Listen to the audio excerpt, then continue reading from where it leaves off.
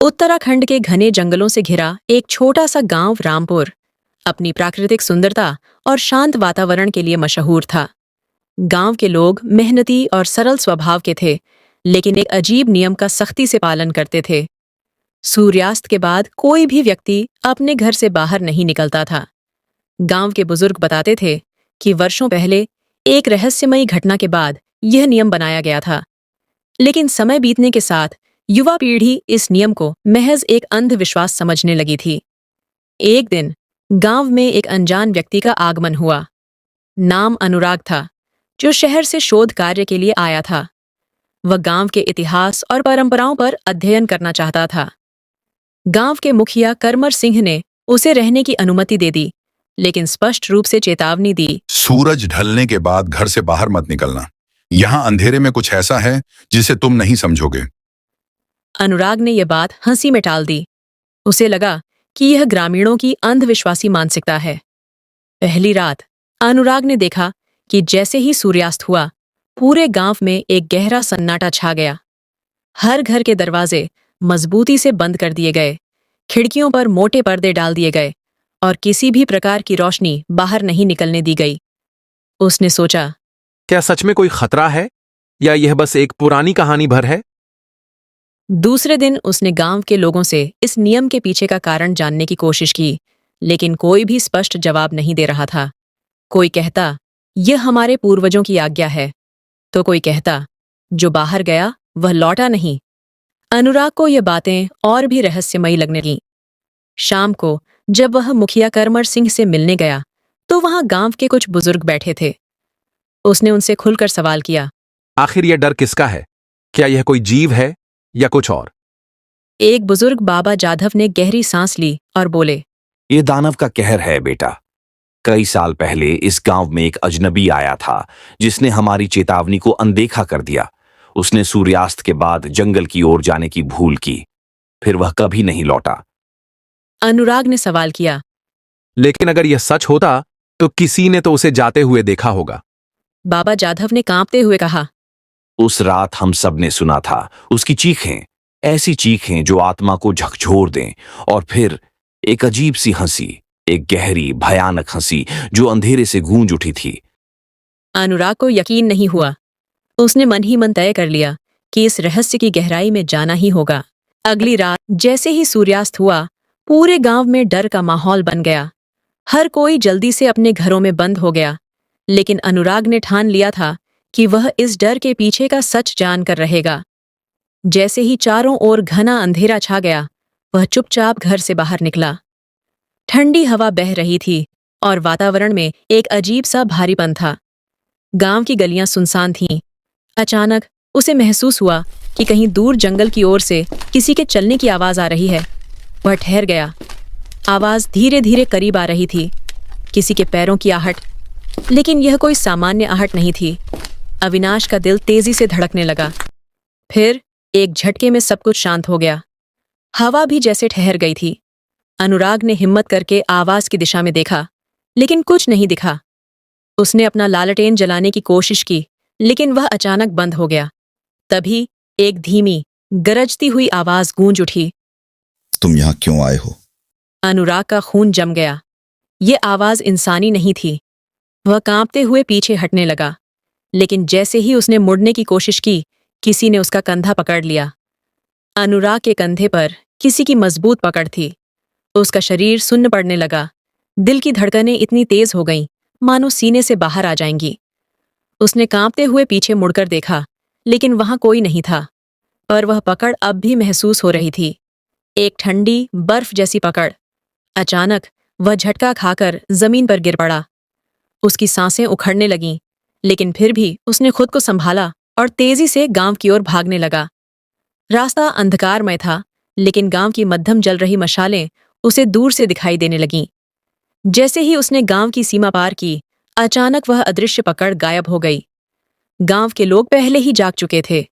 जैसे ही उन्होंने अनुराग को बदहवास हालत में देखा, उनके चेहरे गुस्से और डर से भर गए। मुखिया करमर सिंह आगे बढ़े और चीखते हुए बोले, तूने हमारी चेतावनी को नजरअंदाज किया? क्या तुझे अपनी जान प्यारी नहीं? बुजुर्ग बाबा जाधव ने कंपाती आवाज में कहा, अब यह हम सब के लिए खतरा बन गया है। हमने इसे रोका था, मगर इसने हमारी सदियों पुरानी बंदिश तोड़ दी। अब दानव जाग चुका है। अनुराग को समझ नहीं आ रहा था कि आखिर ऐसा क्या खतरा था जिसे लेकर गांव वाले इतने भयभीत थे। लेकिन वह खुद भी यह मान चुका था कि जो कुछ उसके साथ हुआ वह कोई सामान्य घटना नहीं थी।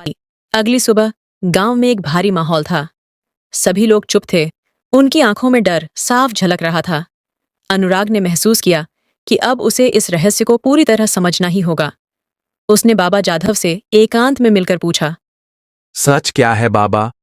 ये दानव कौन है?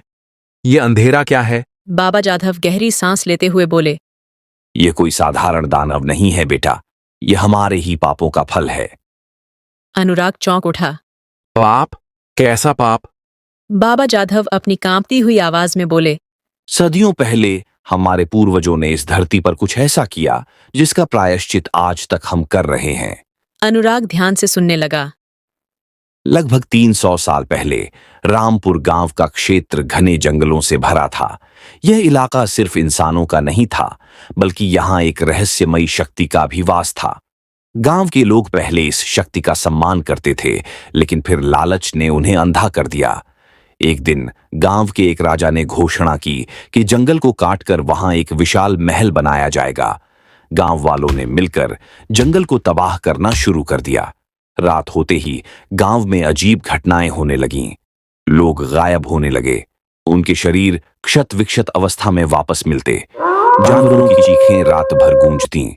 फिर एक दिन गांव के मुख्य पुजारी ने बताया कि जंगल का रक्षक असुर कालहंस जाग चुका है। वह इस भूमि का असली स्वामी था और गांव वालों के लालच से क्रोधित हो चुका था। लेकिन राजा ने पुजारी की चेतावनी को अनदेखा कर दिया और जंगल को पूरी तरह तबाह करवा दिया। अगली ही रात गांव पर ऐसा कहर टूटा कि कोई सोच भी नहीं सकता था। आधा गांव रातों रात लापता हो गया। जो बचे वे मानसिक रूप से विक्षिप्त हो गए। राजा समेत पूरा उसका परिवार एक रात में खत्म हो गया। अंत में गांव के सबसे बुद्धिमान संत ने अपनी तपस्या से उस दानव को बांधने का तरीका खोज निकाला। एक विशेष अनुष्ठान के माध्यम से उसे रात के अंधेरे में एक सीमा में कैद कर दिया गया। लेकिन यह बंधन स्थायी नहीं था। यह बंधन केवल तब तक कायम रहता जब तक गांव का कोई भी व्यक्ति सूर्यास्त के बाद जंगल की ओर न जाता। लेकिन अब तूने वह नियम तोड़ दिया है बेटा। तूने उस दानव को फिर से आजाद कर दिया। बाबा जाधव की बात सुनते ही अनुराग का चेहरा सफेद पड़ गया। उसे एहसास हुआ कि उसने कितनी बड़ी भूल कर दी थी। अगली रात पूरा गांव जाग रहा था। हर कोई अपने घर में दुबका हुआ था, दुआएं कर रहा था। और फिर आधी रात को गांव के बीचों बीच एक चीख गूंज उठी। गांव का एक आदमी श्यामलाल अपने ही घर से बाहर निकलकर सड़क पर गिर पड़ा। लेकिन जो सबसे डरावनी बात थी वह यह कि उसके शरीर पर गहरे नाखूनों के निशान थे और उसकी आंखें पूरी तरह सफेद हो चुकी थीं। दानव लौट आया था। अनुराग ने हिम्मत जुटाकर श्यामलाल के पास जाने की कोशिश की, लेकिन बाबा जाधव ने उसे पकड़ लिया। रुक जा बेटा, अब कुछ भी करना बेकार है। वह अब हमारे बीच नहीं रहा। अचानक श्यामलाल के शरीर ने एक झटका लिया। उसकी सांसें थम चुकी थीं। पूरे गांव पर गहरा सन्नाटा छा गया। अनुराग के दिल में अपराध बोध बढ़ता जा रहा था। उसकी वजह से ही दानव का बंधन टूट चुका था। लेकिन उसने अब ठान लिया कि वह इस कहर को रोककर रहेगा। उसने दृढ़ आवाज में पूछा, बाबा, मुझे बताइए कि दानव को दोबारा कैद करने का कोई तरीका है या नहीं?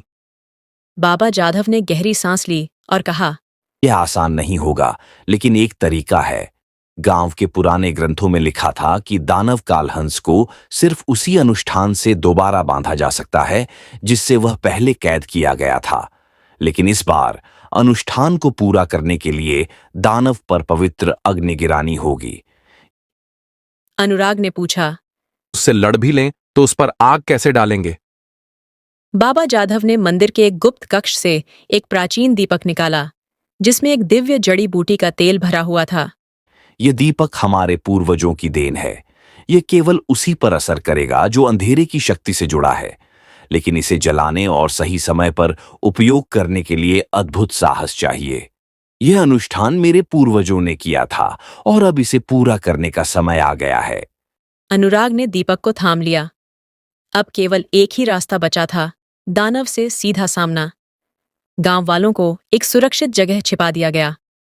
कुछ बहादुर युवक अनुराग के साथ जंगल के उस स्थान पर जाने को तैयार हुए जहां पहली बार दानव का आभास हुआ था। अंधेरा घना हो चुका था, हवा ठंडी और भारी थी। हर कदम पर ऐसा लग रहा था कि कोई अदृश्य शक्ति उन्हें देख रही है। अचानक एक विशाल आकृति उनके सामने प्रकट हुई। उसकी लाल चमकती आंखें अंधेरे में आग जैसी दिख रही थीं। उसकी लंबी नुकीली उंगलियां धीरे धीरे उनकी तरफ बढ़ रही थीं। तुमने मुझे फिर से जगा दिया है, अब कोई भी नहीं बचेगा। दानव की आवाज इतनी भारी और गूंजती हुई थी कि दिल दहल जाए। अनुराग ने हिम्मत करके अपने बाबा जाधव की दी हुई दिव्य दीपक को जलाने की कोशिश की, लेकिन हवा इतनी तेज हो गई थी कि लौ जल नहीं रही थी। दानव हंसने लगा। अचानक बाबा जाधव आगे बढ़े। बाबा जाधव जमीन पर बैठ गए और मंत्र पढ़ने लगे। उनकी आवाज गूंजने लगी और धीरे धीरे वातावरण बदलने लगा। दानव दर्द से चिल्लाया। अनुराग ने मौका देखते ही दीपक को बाबा जाधव के पवित्र त्रिकोण के केंद्र में रखा। अगली ही क्षण दीपक की लौ अचानक भड़क उठी और एक दिव्य प्रकाश चारों ओर फैल गया। दानव जोर जोर से चिल्लाने लगा और वह जमीन पर गिर पड़ा, और जैसे ही अनुराग ने दीपक की लौ को उसके ऊपर गिराया, एक जोरदार विस्फोट हुआ। दानव की चीख पूरे जंगल में गूंज उठी। उसका शरीर हवा में उड़ने लगा और वह धीरे धीरे हवा में विलीन हो गया, और फिर सब कुछ शांत हो गया। लेकिन बाबा जाधव, वे जमीन पर गिर चुके थे। उनके चेहरे पर संतोष की मुस्कान थी, लेकिन उनके प्राण निकल चुके थे। उन्होंने अपने जीवन का बलिदान देकर गांव को बचा लिया था। अनुराग ने उनकी चरणों में सिर झुका दिया। आपका बलिदान व्यर्थ नहीं जाएगा बाबा। अब गांव पहले जैसा नहीं था। लोग अब रात में बाहर जाने से नहीं डरते थे, लेकिन उन्होंने एक वचन लिया कि वे कभी भी प्रकृति के साथ छेड़छाड़ नहीं करेंगे।